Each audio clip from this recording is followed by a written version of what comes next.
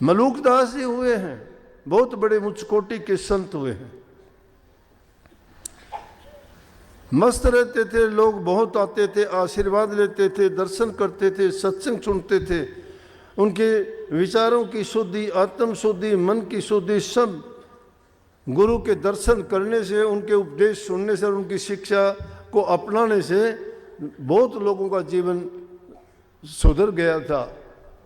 लोग उन पर विश्वास करते थे, बहुत उनसे प्यार करते थे, आदर सम्मान के साथ पेश आते थे।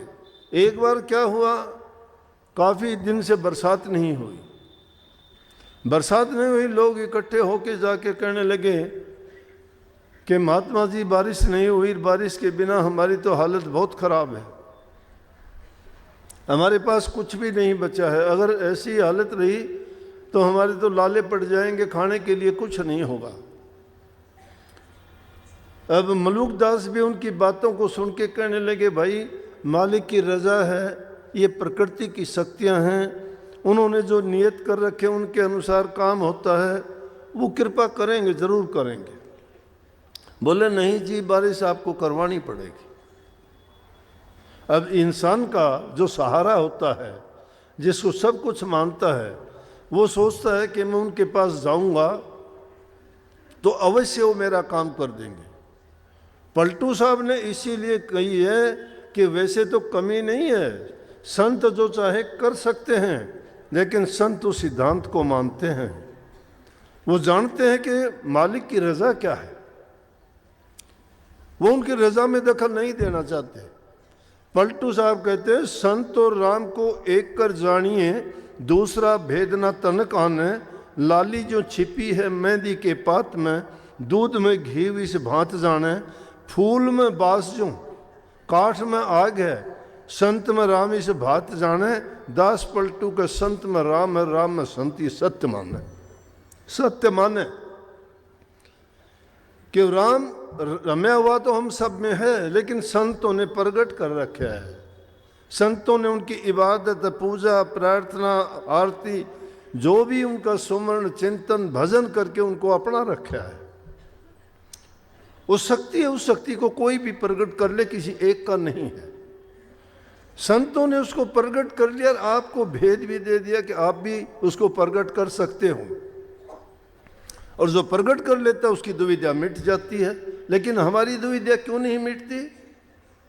दुविधा इसलिए नहीं मिटती कि हमारा मन हमने साफ नहीं किया। मान लिया, कहते हैं कि गंगा में स्नान करने से पाप धुल जाते हैं, कितने ही साल में हम भी जाते हैं, गंगा में स्नान करके आते हो, कोई गंगा सागर में करके आता है, कोई इलाहाबाद त्रिवेणी में स्नान करके आता है, कोई और बहुत से ऐसे तीर्थ हैं उनमें जाके स्नान करके कहते हैं कि हमारे पाप धुल गए। क्या पाप धुल जाते हैं? गंगा माई बहुत पवित्र है, लेकिन पाप क्यों नहीं धुलते? शरीर को धो के आते हो, मन नहीं धोया जाता। सत्संग भी वो गंगा है जिसमें अगर तुम सच्चे मन से, पूरे विश्वास के साथ अगर आते हो और उन वचनों को मान के अपने हृदय में उतार के उन पर चलते हो, तो तुम्हारे सब पाप धुल जाएंगे। अब एक बोतल में गंदा पानी डाल के और उसके ऊपर ढक लगा के गंगा जी में डाल दो, और घंटे आध घंटे के बाद उसको निकाल के उस पानी को पी लोगे आप? क्यों? पानी साफ नहीं हुआ। पानी बोतल के अंदर बंद था, बोतल के ऊपर ढक लगा हुआ था, गंगा जल उसमें नहीं मिला, वो उस जल से बिल्कुल अलग था। अगर उसको पीने का, उसको गंदा पानी नहीं पीना चाहोगे, गंगा जी उसको पवित्र तो कर देती, लेकिन उससे मिला ही नहीं, वो तो बिल्कुल अलग था। इसी प्रकार से हमने भी पर्दा रखा हुआ है। संतों सत्संग में आते दिखाई देते हैं, लेकिन सत्संग करते नहीं हैं, सत्संग करते नहीं हैं।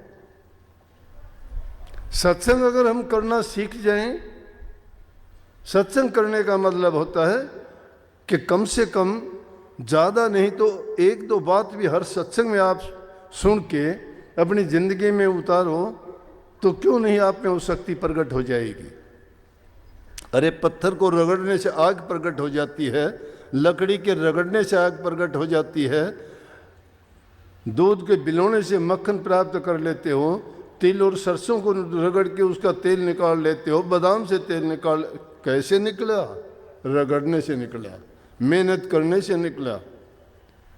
इतनी मेहनत करनी पड़ेगी। तो आपको तो नाम का सुमन करने के लिए ही कहा जाता है, नाम का सुमन नहीं करते। वो आदमी के चेहरे से ही जाहिर हो जाता है।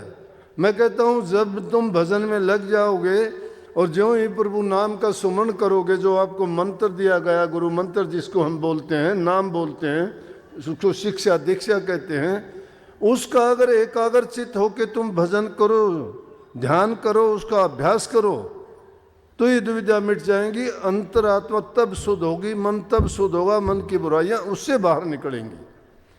वो बाहर की चीज तो तुम जल से साफ कर लोगे, सोडा साबुन लगा के साफ कर लोगे, लेकिन मन की सफाई तो प्रभु के नाम के बिना, उस मंत्र के बिना नहीं हो सकती। बात दूसरी ओर ना जाए, इसलिए मैं मलूक साहब की बात कह रहा था। तो लोग जाके कहने लगे जी बारिश करवाओ, नहीं तो हालात बहुत खराब हो जाएंगे।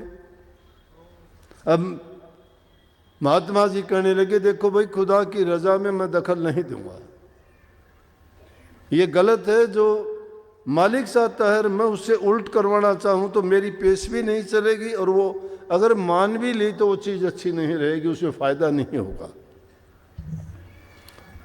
लेकिन ज़्यादा जिद करी तो कहने लगे अच्छा भाई अगर ऐसा ही है तो यूँ करना, कल सुबह आप लोग आ जाना और सब मिल के चलेंगे, गाँव से बाहर बैठ के प्रार्थना करेंगे, उनकी मौज होगी तो हमारी पुकार सुन लेंगे।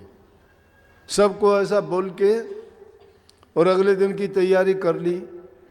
सुबह को जब सब इकट्ठे होकर गांव से बाहर निकल के जाने लगे और चले गए, उनका एक शिष्य था मलुक साहब का, इतनी देर में वो आ गया। वो कहीं बाहर गया था, पीछे से आया तो उसने देखा कि डेरे में कोई नहीं है, गांव में भी लोग। पूछा कि भाई कहाँ क्या हुआ, कैसा, कहाँ हैं गुरुजी, कहाँ ये गांव वाले गए?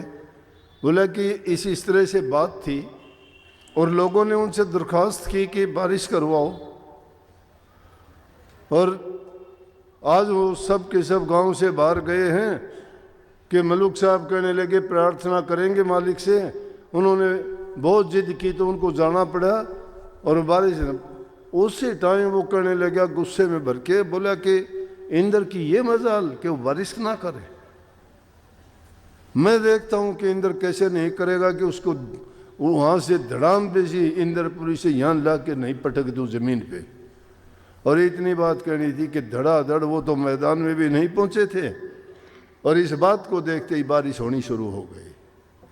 ये अतिशोक्ति की बातें नहीं हैं, ये घटनाएं हुई हैं, ऐसी सच्ची घटनाएं हुई। उसी टाइम बारिश होनी शुरू होगी।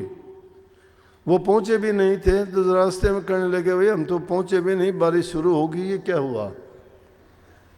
जब मलूक साहब को पता लगा कि इसने ऐसा किया है, कहने लगे यहाँ कि तूने बहुत बड़ा पाप किया है।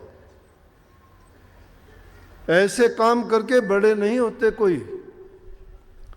जो उसे मालिक की शक्तियां हैं उनको अपने काम करने देना चाहिए।